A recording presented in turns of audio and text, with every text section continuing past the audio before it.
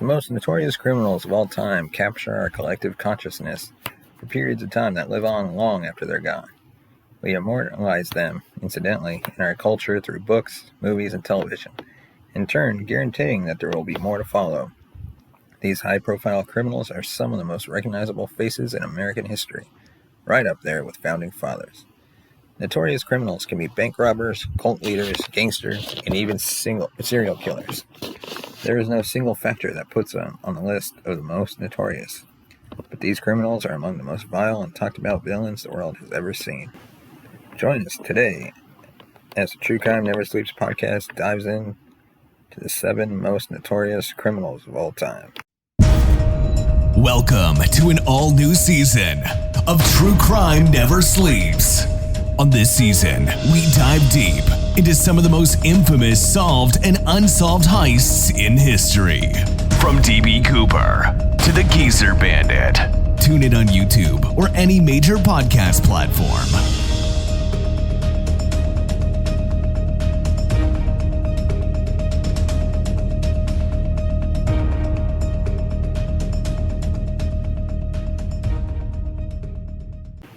Number 7 is Ted Kanzinski.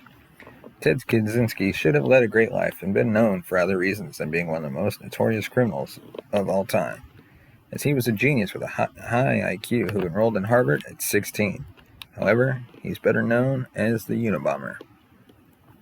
Domestic terrorist responsible for over a dozen bomb attacks that caused many serious injuries and a few deaths. The Unabomber believed that the industrialized world and technology was a disaster for the human race, and he wrote it all down in between bombings at his isolated cabin in the Montana wilderness. His manifesto was even published in the Washington Post. His attacks sparked the largest and most expensive manhunt in FBI history, ending with his eventual capture in 1995. If you want to learn more about him and how he was eventually captured, check out our series on YouTube and our podcast, Shit Out of Luck, and you'll find the episode. Just search Unabomber or Shit Out of Luck. Number 8, Charles Manson. Charles Manson is one of the more famous figures in American history and one of the most notorious criminals of all time, by any measure. Manson was a charismatic cult leader who became the bad side of the hippie movement. He and his family tried to spark a race war by killing Sharon Tate and several of her friends in the Hollywood Hills. Oddly enough, Manson thought he heard the messages in between Beatles songs. The term Helter Skelter was the name he gave the race war between whites and blacks, but it's actually a cut off the White Album. Strangely, none of this would have happened if critics had been more responsive to Charles Manson's music. Number 7, Al Capone. Al Capone is straight out of Central Casting when you think mobster, and during the 1920s, he became one of the most notorious criminals who ever lived. He ran a violent empire in Chicago known as the Chicago Outfit that dealt in bootlegging, prostitution, and gambling. Capone was also connected to the bloody St. Valentine's Day massacre, where many members of a rival gang were cut down by machine guns. It was largely due to the rival Irish gang hijacking Capone's liquor shipments, and for this he shot up an entire city block. Number 6, John Wayne Gacy. Also known as Pogo the Clown, he is one of the most notorious criminals in American history, as well as one of the most prolific serial killers ever. Gacy was convicted of murdering 33 young boys between 1972 and 1978, stuffing them into the crawl space of his home. Dressed in his clown uniform, Gacy would perform at various fundraising events, while also giving him access to tons of children. Gacy was put to death by lethal injection in 1994. Number 5, Jesse James.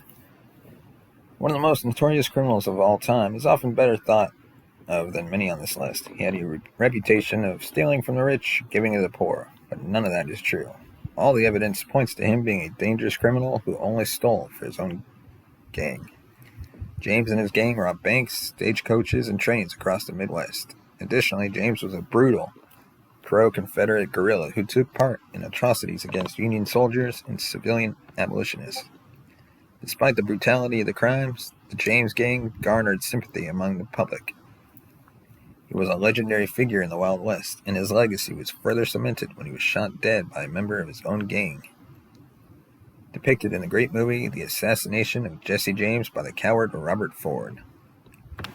And number 4, Timothy Mcveigh.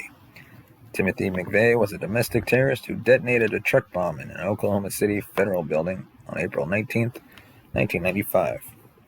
The Oklahoma City bombing killed 168 people, the largest terrorist attack to ever take place on American soil until 9/11.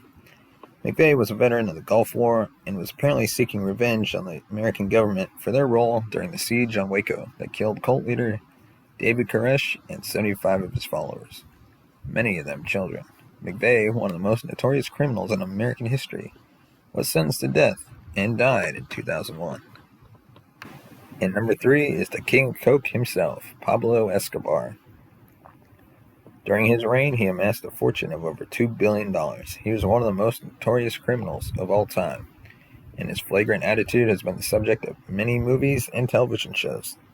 He ran the Medellin cartel, one of the most violent and notorious cartels to ever exist. Escobar murdered anybody that got in his way, cops and children included. And during the 70s and 80s, he had a near monopoly in the cocaine smuggling business to America, shipping over 80% of the drugs smuggled into this country.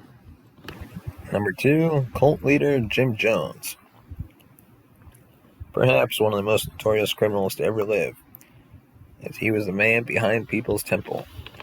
People's Temple, or Jonestown, was a cult run by the disturbed and paranoid Jones, who didn't permit anyone to leave.